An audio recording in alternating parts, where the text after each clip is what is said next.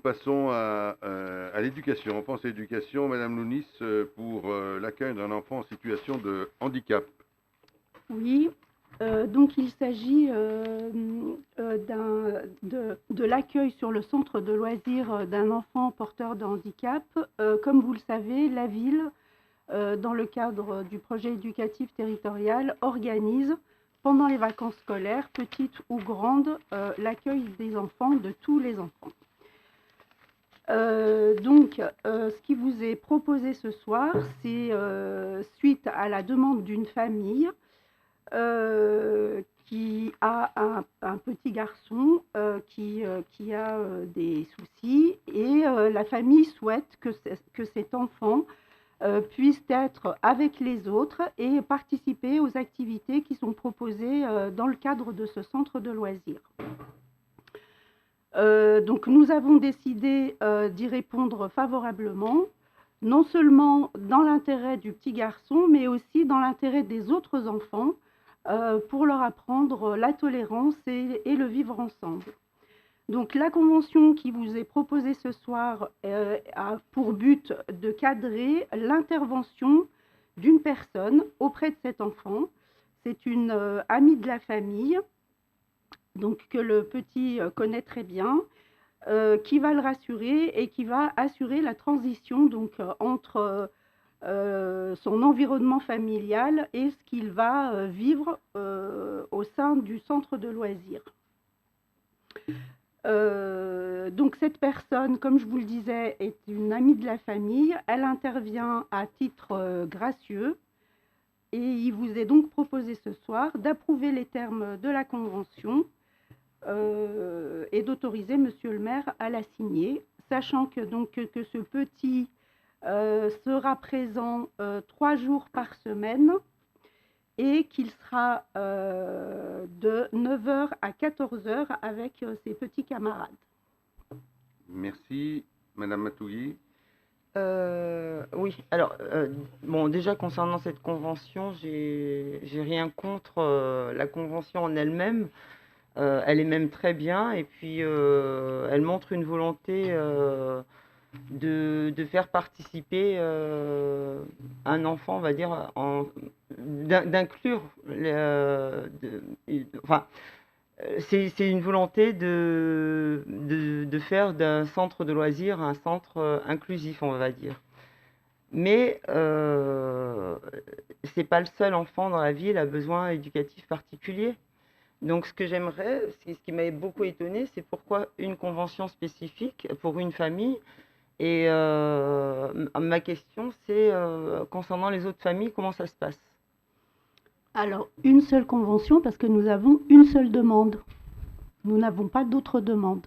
Si d'autres demandes étaient faites par les familles, nous travaillerons également avec elles pour simplifier l'accueil de leur enfant au sein du centre de loisirs. Mais est-ce qu'il sera accueilli? Si les conditions sont remplies, parce que ce n'est pas juste pour accueillir, il faut vraiment garantir sa sécurité et son épanouissement. Donc si les conditions sont réunies, bien sûr qu'il sera accueilli. Merci. Madame Meka. Madame Meka. Pardon. Le centre de la Bergue accueille aussi des jeunes handicapés, des jeunes enfants handicapés avec des professionnels qui sont présents pour s'en occuper.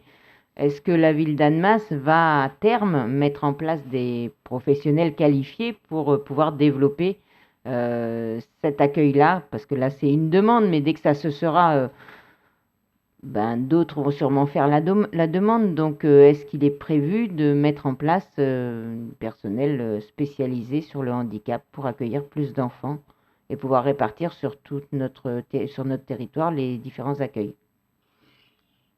Alors, au niveau du nombre des animateurs que nous avons, on ne peut pas octroyer un animateur auprès de chaque enfant. Par contre, nous travaillons très étroitement avec l'Éducation nationale qui nomme des AESH auprès d'enfants donc porteurs de handicap sur le temps scolaire.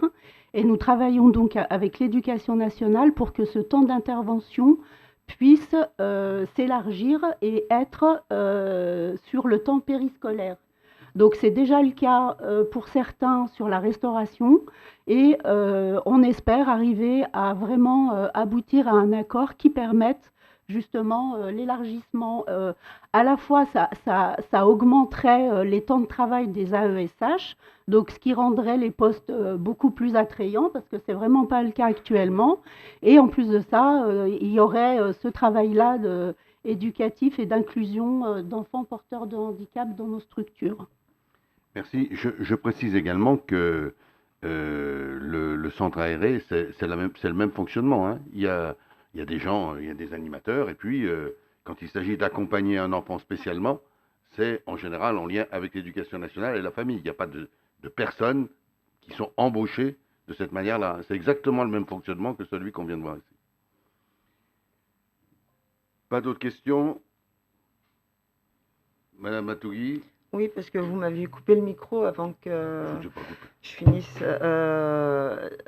Je demandais c'était quoi les conditions. Elle m'avait dit les conditions nécessaires. J'ai posé la question, mais vous m'avez coupé le micro en même temps que je posais la question. Si je pouvais avoir la réponse. Je n'ai pas cru vous couper le micro, mais vous Bah. avez posé votre question, madame. Que je n'ai pas compris. Est-ce que vous pouvez la reposer clairement, s'il vous plaît? Ben, dans votre explication que vous m'aviez donnée, vous avez terminé en disant on les accueillera du moment où les conditions qu'on ait les conditions nécessaires. C'était quoi les conditions? Qu'ils remplissent les conditions. Bah, Donc, quelles conditions doivent-ils remplir, en fait, ces enfants-là, pour être accueillis? selon la situation de l'enfant. Voilà, donc en fonction de la situation, il y aura des critères qui seront primordiaux pour que l'accueil se fasse dans les conditions les plus sécures pour l'enfant. Et si ces conditions-là sont remplies et que tout le monde est d'accord, parce qu'on ne va pas faire des choses sans travailler étroitement avec les familles et bien identifier les besoins de l'enfant. Donc si tous les besoins sont satisfaits, l'enfant sera accueilli, encore une fois, dans son intérêt. Bon, Madame Matougui, une dernière question, non, parce qu'on ne va pas y passer la nuit. Pourquoi vous énervez? Mais je ne m'énerve pas, je vous dis simplement, parce que c'est... Non, je vais reformuler ma question, peut-être que c'est moi qui l'ai mal formulée. En fait, ces familles qui ont des enfants à besoins éducatifs spécifiques, elles le souhaitent avoir accès au centre de loisirs. C'est pour eux aussi une manière d'un peu souffler parce que c'est des enfants souvent lourds en charge éducative.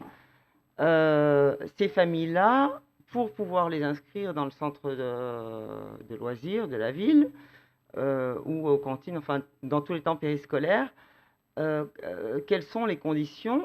Parce que vous dites que ça sera fait en concertation avec les familles, mais oui, les familles le souhaitent.